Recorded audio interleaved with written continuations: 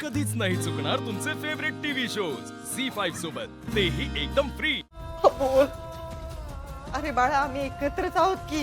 नाही मा, जेव्हा रूमच्या बाहेर चक्कर येऊन पडले होत ना, त्यावेळी मी तुमचं बोलणं ऐकलं होतं.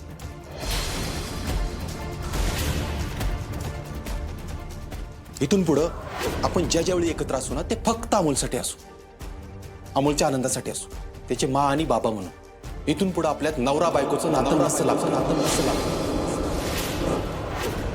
त्याला हे कधीच नाही कळलं पाहिजे की आपण त्याच्या आनंदासाठी एकत्र राहतो. काय हो बाबा, अरे तुम्ही माझ्यासाठी एकत्र राहणार असं मी तुम्हाला बोलताना ऐकलं होतं. अमोल, अरे बाळा, अशी छोटी मोठी भांडणं होतच असतात रे. पण मी तुम्हाला कधीच एकत्र बघितलं नाहीये मा. अगं उत्तराखंडला स्कूलला असताना सगळ्यांचे माप यायचे, पण माझा बाबा कधीच सोबत नसायचा. मग मला तुम्हाला एकत्र बघू वाटत होतं, त्यामुळे मी सगळं लपवायला सांगितलं यांना.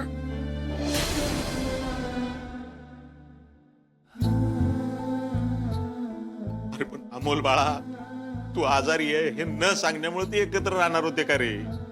काय माहित, पण मी आजारी हे कळलं असतं तर त्यांनी एकमेकांना दोष देऊन लांब गेले असते असं वाटलं मला बापू.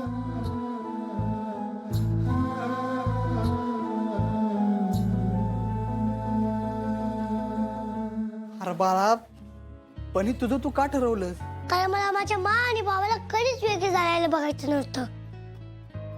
मला खरंच वाटायचं की माझ्या मा आणि बाबाला एकत्र राहायचं नाहीये, म्हणून मी असं केलं. अमोल बाळा, आमच्या बरोबर एकदा बोलायचं ना मग. नाही बाबा, त्यावेळी खूप आनंद होतात तुम्ही. मी हे सगळं बोलून तुमच्या बांधण्यात का लावू, म्हणून मी हे तुमच्यापासून लपवलं. मी देवाघरी गेल्यानंतर ना तुम्ही प्लीज मेघे नका नावू. अमोल, खबरदारा, पुढे असं काहीतरी बोललास तर. सॉरी मा, पण मोठ्या मानेनं माझी खूप काळजी घेतली. प्लीज त्यांना घरातून बाहेर नका ना काढू.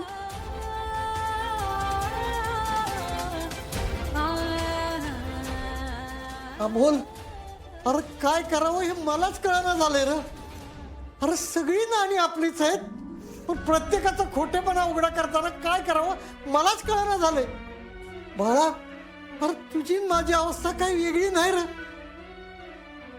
मामनजी, अहो मी तुम्हाला सांगितलं नाही, कारण मी अमोलला तसं वचन दिलं होतं की मी कुणाला काही सांगणार नाही.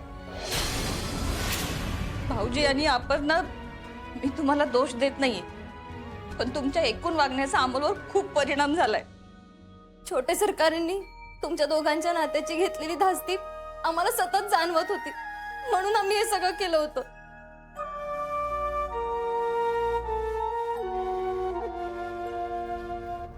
अपर्णा, अगं तुम्ही दोघं एकत्र राहावं ही एवढी एकच इच्छा अमोलची होती, आणि भाऊजी त्याचे बाबा आहेत हे कळल्यापासून तुम्हा दोघांना एकत्र आणण्याचे सगळे प्रयत्न केले त्यांनी, आणि तुम्ही दोघं लांब जाण्याची कारण शोधत होतात. अगं आसगावची आयडिया पण त्याचीच होती, जेणेकरून तुम्ही परत एकमेकांच्या प्रेमात पडाल पहिल्यासारखं, आणि एकमेकांना सोडून कधीच जाणार नाही.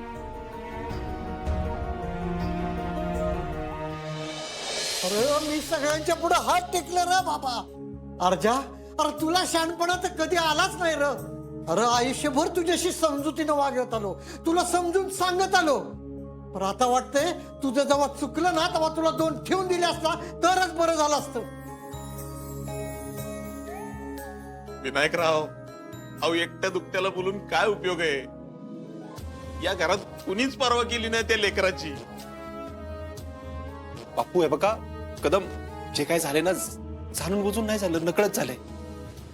बरोबर आहे ना, तुम्ही न कळतेच आहे ना सगळे. अरे अर्जा, पोराला नुसता जन्म देऊन ते मोठी होत नसतात, तर पोरासाठी ती कळती होसपर्यंत त्याच्यासाठी काय चांगलं आहे काय वाईट आहे ह्याचा विचार आई बापांनी करायचा असतो. पण तुम्ही दोघांनी हा विचार कधीच केला नाही. आणि तू ग रुपाली, तुला वाटत असेल अर्जुनच्या आणि आप्पीच्या भांडणाचं कारण देऊन तुझ्या चुका झाकल्या जातील, पण तसं अजिबात नाही. अगं त्या लहान पोरानं आई बापात भांडणं लागू नये म्हणून तुला वचन मागितलं आणि तू लगेच दिलंस. ती काय करणार होती विना काका? अमोल आजारी होता आणि मग बास झालं स्वप्नील. अरे ही रुपाली अमोलच्या प्रेमात एवढी एडी झाली आहे की तिला काय चांगलं आणि काय वाईट हेच कळना. आणि तू तिची कड घेऊन काय सांगू पाहतो हे मला कळना झाले. अरे अमोलचा झालेला आजार हा कॅन्सरचा आहे आणि तिनं वेळेत सांगितलं असतं तर आजची परिस्थिती वेगळी असती. विना काका मी तिची बाजू घेत नाहीये,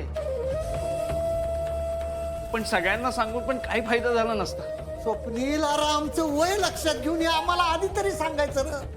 अरे हे पचवायला सोपं गेलं असतं रे आम्हाला. बाबा बापू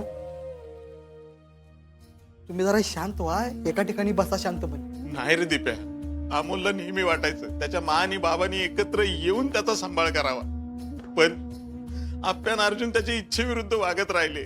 आज एक काय होऊन बसलंय बघतोस ना तू.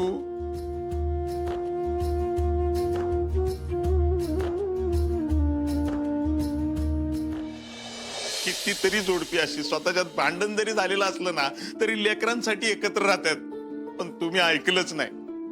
कामाच्या नादात तुम्ही नेहमी दुर्लक्ष करत राहिलात त्या अमोलकडे. बापू मी नेहमीच प्रयत्न करत आले ना, तुम्हाला माहिती आहे की सगळं. आप्पे अगं नुसता प्रयत्न करून उपयोग नाही ग. अरे तुम्ही दोघांनी संवाद साधून तुमच्यातले वाद मिटवायला पाहिजे होतं ना. पण या गोष्टीत तुम्ही अपयशी झालेला आहे हे तुम्ही मान्यच करायला पाहिजे. अगं मान्य कर आप्या, तुमच्या 4 गोष्टी प्रेमात सुद्धा घडवून आणायला अमोलच कारणीभूत ठरला. अगं तुम्ही एकत्र राहण्यापासून ते तुम्ही आसगावला जाऊन 4 गोष्टी प्रेमाच्या बोलाव्यात याच्यासाठी अमोलला प्रयत्न करावे लागले आणि तुम्ही मात्र त्याच्याकडे दुर्लक्ष करत राहिलात. बापू विनू बाबा तुम्ही दीदीला आणि दाजींना का दोष देताय? अरे अमोलच्या या परिस्थितीला जेवढं स्वप्नील, रुपाली, मोना जबाबदार आहेत ना तेवढेच हे दोघं जबाबदार आहेत. होय आप्या, तुम्ही चुकलात, मान्य कर. अगं कामाच्या बाबतीत तुझा हात कुणीच धरू शकणार नाही, मी छाती टोकपणे सांगतो. पण अमोलच्या बाबतीत मात्र तू चुकलीस.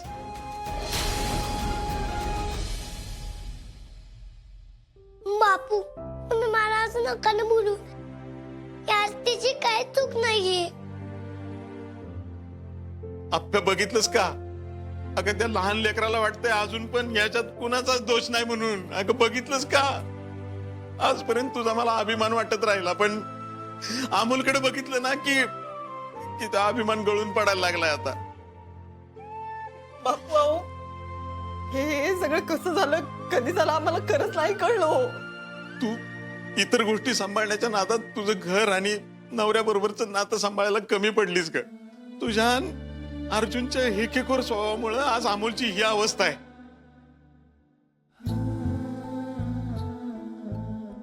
आणि बघ आज जर तुमच्या अशा स्वभावामुळे अमोलचं जर काही बरं वाईट झालं ना तर मी आणि विनायकराव तुम्हाला कधीच माफ करणार नाही. हो. झी 5 ॲप डाउनलोड करा आणि पहा सर्व एपिसोड्स एकदम फ्री.